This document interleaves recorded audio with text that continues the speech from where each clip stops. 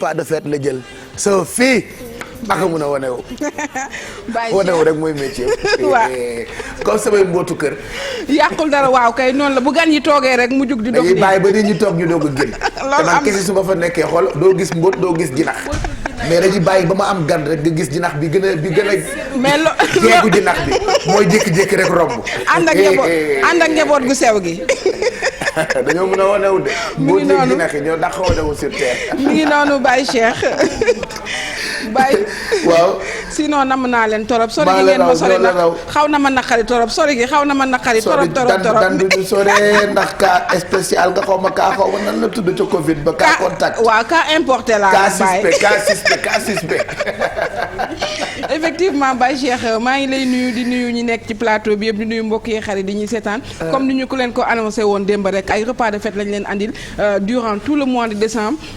démb gis ngeen li ñu leen présenté Baye Cheikh andi nañ leen benn entrée benn plat ak benn plat de résistance ak benn entrée ak accompagnement bi moom lañ leen andil démb andi loolu lañ leen tamit benn détox boo xam ni à base de citron lañ ko defee woon tey nag dañu ko changé andi pomme ak orange ak tuuti jingeer moom lañ def à côté pour rek nga mën ko jiital sa biir balaa ngay mën a lekk dara am na de l'autre côté aussi jus de di tax moom tamit soo jëlee suñu plat bi nga xam moom lañ leen proposé ba tey ba pare nga daal di ko ciy teg nànk am nañu nag tey ay tacos fait maison lañ leen andil comme te nag dañu ànd ak waa Dieye Global Food ñoom nag ku ko wax rek xam ne ci agroalimentaire la ñuy dox ñoom nag dañu andil ay produits yoo xamante ne ni ci pendant les fêtes loo ci bëgg a def rek da nga koy defar déjà ñoom am nañu foie tey nag tacos yi may defar fait maison dama koy def à base de foie waa Dieye Global Food ñooñu ko andil nañu tamit pomme de terre andil nañu foie ñoom it dañuy def oignon am nañu ail am nañu pomme de terre loo soxla rek ci Dieye Global Food comme ni ñuy defee foie autant noonu la ñuy defee viande loo soxla rek boo fa demee ci ñoom da nga koy am ñu ànd aussi ak waa Adja mu Serigne Fallou mi nga xamante ni tamit moo ñu yàññal suñu table bi andil ñu ay vaisselle yu macha allah gis nga ni nag Baye Cheikh pour ñu defar tacos fait maison yi nag c'est très simple déjà wax naa foie bi mooy doon base bi tey am nañu tamit tortilla de blé yi nga xam ni moom la ñuy utiliser tey yi nag mun nga ko jënd ci grande surface yi wala autant nga defaral ko sa bopp ci sa kër déjà nag am nañu oignon am nañu laitue am nañu cocktail d'olive am nañu tomate cerise orange am nañu tamit ail persil coriandre oignon ak fromage bi nga xam ne waa Dieye Global Food ñooñu ko andil fii tey commencé woon nañ nag préparation plat bi dañu rek jël foie bi la ñu jiital def benn cuillère à soupe de beurre def un peu de sel un peu de poivre moom lañ jël daal di ko ciy def ci suñu poêle bàyyi ko ci noonu nag muy rissolé nang foie bi nag comme li ñuy wax moom déjà loo ko jox rek mu delloo la ko jarul nga ciy def ndox parce que soo ci defee ndox mooy am tendance su boo koy lekk foie bi mu changé goût wala mu dëgër bii soo koy togg jëlal benn cuillère à soupe de beurre def ci poêle bi rajouter foie bi un peu de sel un peu de poivre nga daal di koy tourner ba am couleur bi nga xam ni moom nga soxla ma jël aussi benn carotte daal di koy dagg moom tamit en petit dé sotti ko ci am naa fii tamit de l'autre côté li nga xam ni mooy piment vert la découpé fii ak ail bi nga xam ni waa Dieye Global Food ñooñu ko andil jël nag tamit tuuti piment jaune moom laa jël moom laa ciy ñëw rajouté ci tuuti rek su ma ko ci defee nag ba pare am naa fii samay mélange d'épices moom tamit damay jël rek daal di ciy rajouté lu yem rek fekk nag defoon naa ci li nga xam ni mooy sel ak poivre moo tax dañuy yemale épices yi rek voilà gis nga nag suñu defee nii ba pare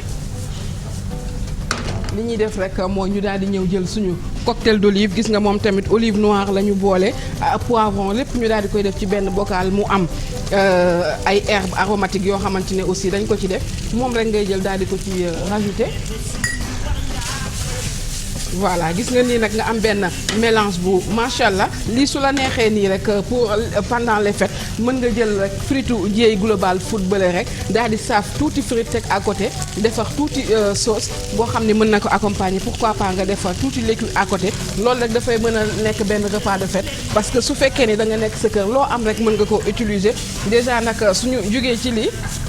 déjà moom pare na damay bàyyi tuuti rek ail bi ak oignon vert ak persil coriandre bi plutôt ail bi ak piment vert bi ak piment jaune bi daal di dugg bu baax ci biir foie bi su ko defee boo koy lekk da ngay am benn goût bu croquant boo ci sentir parce que cocktail d'olive bi ma ci def tamit du yàgg ci gaz bi boo ko ci defee rek automatiquement da nga koy fay soo ko fayee nag da ngay ub bàyyi noonu rek vapeur bi mélanger li nga xam ne mooy ingrédients yi ak saveur bi nga xamante ne ni moom moo nekk ci plat bi déjà nag gis nga pour tacos yi tey comme tacos fait maison la dama rek daal di jël li nga xam ne mooy kii yi galette de tortilla yi daal di ñëw rek def ko ci benn poêle soo ko defee ci poêle bi dama jël tuuti rek ci fromage bi nga xam ne mooy fromage marketing bi nga xam ne waa J Global Food ñoo ñu ko andil moom laa jël rek daal di koy def tuuti ci tacos bi bàyyi noonu mu fondre gis nga su fondre damay ñëw rek daal di koy teg ci suñu benn assiette. am naa fii nag tuuti oignon parce que des fois dafay laaj tamit sooy lekk li nga xam ne mooy tacos bi nga ciy sentir tuuti oignon bu croquant boo bëggul nag oignon bu ñorul bi mën nga ko mariner à l'avance wala nga revenir ko ak un peu de beurre ci li nga xam ne mooy poêle bi mais man tey dama ko préféré rek bàyyi ko nii mu ànd ak li nga xam ne moom laa defar légumes yi ak foie bi ma sauté noonu voilà gis nga ni damay ñëw rek ak fromage bi mën naa jëlaat beneen daal di jël tacos bi moom it rek daal di teg nii jëlaat ci fromage bi daal di ko ciy teg bàyyi noonu rek mën naa yokk tuuti le temps que muy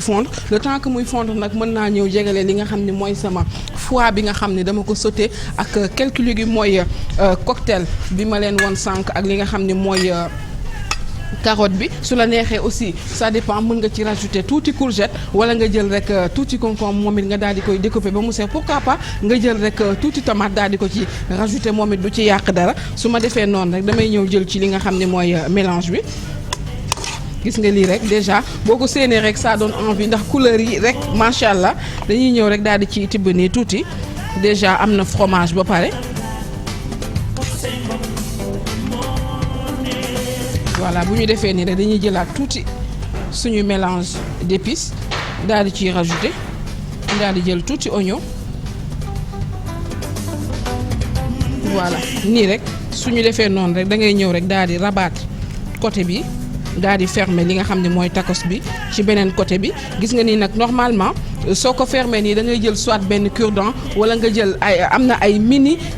mini pic yoo xam ne moom ngay jël rek daal di ko ciy piqué soo ko ci piqué rek automatiquement moom dafay fermé wu nga daal di am nag ay tacos yu croquant yoo xamante ne nii ça dépend lii bu la neexee pour les repas de fête mu nga ko def ay mini tacos yoo xam ne da nga koy ranger la ci sa benn présentoir boo xam ne da nga koy teg à côté defar benn sauce vinaigrette boo xamante ne nii nag dafay ànd ak moom ça dépend bu la neexee nag mën nga ko bàyyi nii pour le dîner soo wàccee ngoon daal di yàkkamti xiif nga daal di jël rek foie bi nga xam ne waa J Global Food ñoo ñu ko andil revenir ko jël say tacos daal di ciy def ci tuuti fromage daal di ciy def tuuti oignon comme ni ma def nii jël tomate cerise bi daal di ko ci laal moom tamit tuuti rek dressé ko décoré ko ba mu rafet su ko defee nag nga am li nga soxla am na ñoo xamante ne tamit dañuy bëgg tacos yoo xamante ne ni dafa am laitue ci kanam nag bii dama ko defar amul laitue mais ci kanam dinaa jël tuuti laitue comme ça ma varié ko yi am laitue yi duñu am laitue su ko defee nag Baye Cheikh soit ngeen ñëw fii fekk si ma ñu déguster wala man rek ma daal di ñëw foofu ci plateau bi andil leen ko ñu def li nga xamante ne ni mooy suñu dégustation plat du jour tey te j'espère que ni ma leen ko expliquer comprendre ngeen ko c'est très simple très facile à faire foie bi rek ngay sauter def ci say oignon ak épices yi nga xam ne moom la ñuy utiliser def fromage J Global Food utiliser oignon J Global Food utiliser tamit li nga xam ne mooy fromage J Global Food kon nag J Global Food moom daanaka matale nañ lépp doo sonn di dem fii li nga soxla ñoom yëpp am nañu ko en gros Baye Cheikh li ñuy def rek mooy ci kanam tuuti ma ñëw ci plateau bi andil leen li nga xam ne mooy suñu tacos yi ma leen proposé tey ñu daal di jàll ci dégustation bi Baye Cheikh. À tout à l'heure pendant que tu parlais je faisais ma petite séance de foudou. Ça fait quand même du bien de temps en temps. ci la bokk sax ci la bokk voilà foudou dafa baax. ci la bokk Baye Cheikh. mesure d'accompagnement yi nag. waaw yow xanaa xam nga foudou gàtt. non ci la bokk Baye. est-ce que du ma la foudou la sax xaar. d'accord à tout à l'heure. bu ñoree rek indi ñu ñam. amul benn problème. bu ko benn xale engagé foofu. yow bu la dara naqari Baye maa ngi ñëw xam naa waa administration. ñoom émission bi leen di rek leen ci neex muy lekk yi. Mbadou. bu lekk yi passé moom yeneen yëpp neexu leen. Mbadou Baye Cheikh. Garde bien le manger pour nous. non t'inquiète. À tout à l'heure Sophie. Allez Baye. Allez on va poursuivre premier invité bi bien-être.